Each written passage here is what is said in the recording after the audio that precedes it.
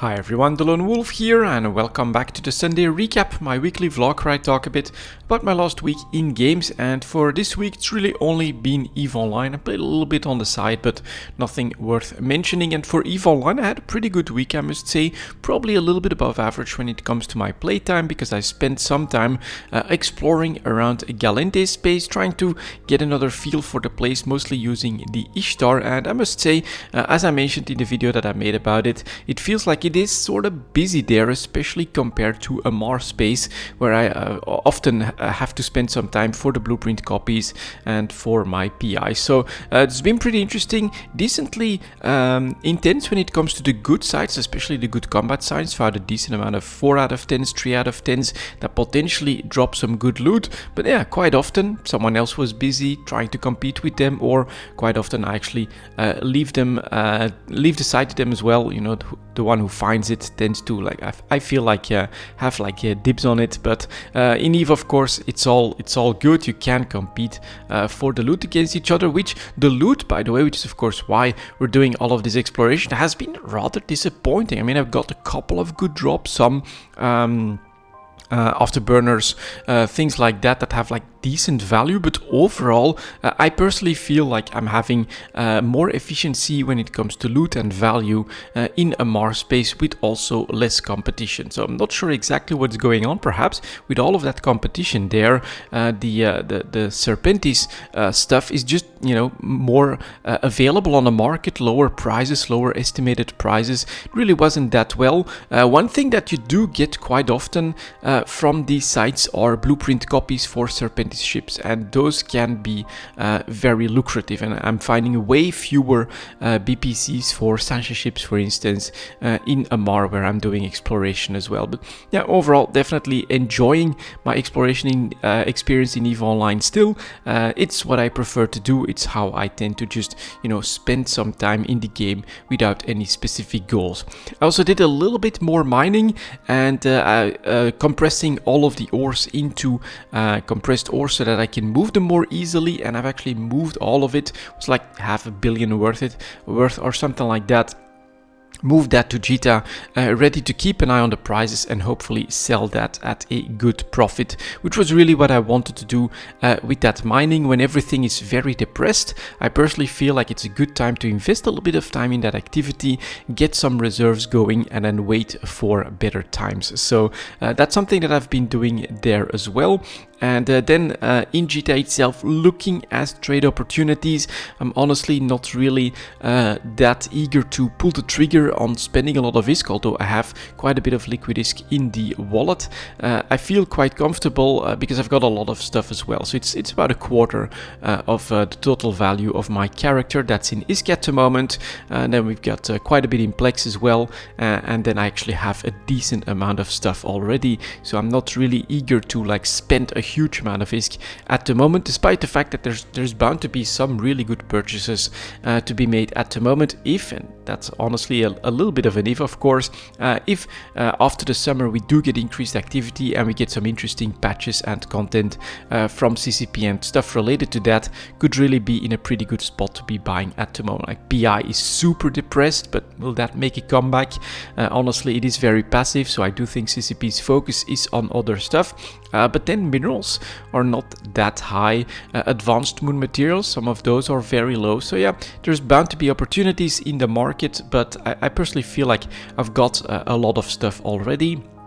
Especially because something happened late in the week as well. I got another donation, got like half a dozen contracts, not exactly sure of the full number, from a player that is quitting the game, unfortunately. So I'm not gonna mention any names, but yeah, thank you very much for the donation then, and I'm gonna try to make good use of the stuff that you've donated to my character.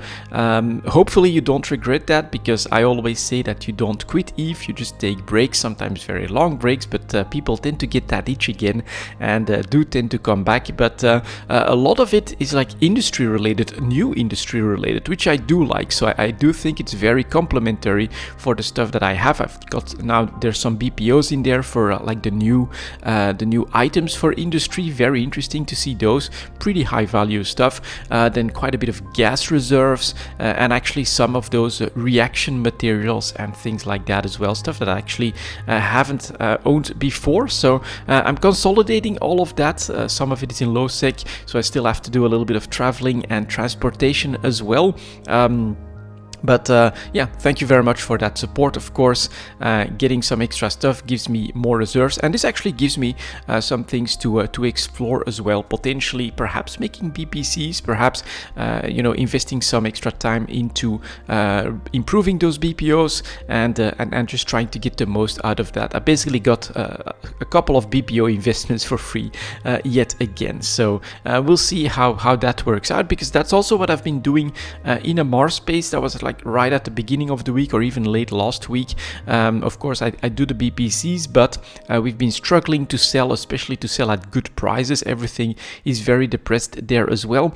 So for this week, 12 days, I think it was, I spent some time improving the BPOs that I have there, spending some of the ISK, because a couple of the researches were quite expensive. But yeah, that's something that I'm working on now. I'll probably go like the balanced route, maybe improve half a dozen of them, and then make some BPCs of stuff that may be selling at better prices. But I am looking into putting some time and some risk into the BPOs that I have in order to improve them further and basically increase the value of the BPCs that I create out of that. And this just gives me, this donation gives me a little bit of extra stuff to look at, to research, to improve, and then potentially to bring into rotation for BPCs as well, because it's stuff that I don't have, despite that there's like one that's worth like 750 million ISK and things like that. So I also need a tech tree ship to transport that kind of stuff, because I don't want to lose that either. But yeah, very cool, of course, all of that support and giving me more options, more stuff to do in EVE Online. And then for the development, for looking forward at what's going on with EVE Online at the moment, I think the focus is on the Alliance tournament, where the feeder rounds are happening. So if you're looking for the meta, for PvP stuff, for some action in an organized manner, that's definitely something that you can take a look at. And then of course we'll have the new player experience update that should be coming in September. I haven't done any more testing on CC. I wonder if CCP will organize a mass test for that. If I spot that, I'll definitely try to join it and take a look at all of that as well. And after that, of course, Q4, the final quarter for the year, we should have the end of scarcity, and that could honestly be very interesting depending on what CCP is planning exactly. If the roadmap holds, it should go towards dynamic systems for the increased availability of resources.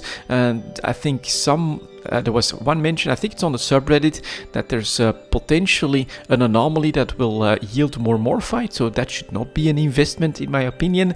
But for the other stuff, I'm really curious to see what CCP is planning to do, and if there's like really new gameplay types, new anomalies, new stuff to discover, even for miners, for instance, and what options CCP is going to use for ending the resource scarcity. And hopefully, it'll be new stuff. I honestly expect that it will be, because CCP does want some extra levers in hand so that they can influence that, and that they can avoid that just, oh, we overtuned it and now the Titans are again rolling off into the game like it's nothing. So I think that they will want to have those dynamic options so that they can stay in control a little bit of how certain proliferations can happen potentially if they overtune some of that content. And that's definitely something to look forward to as well, with all of those new options, changes to the mining ships as well that have been announced. It could be an interesting fourth quarter for EVE Online that I'm looking forward to. And honestly, that was my last week in games, guys. Thank you very much for watching, and as always, I'll see you next time.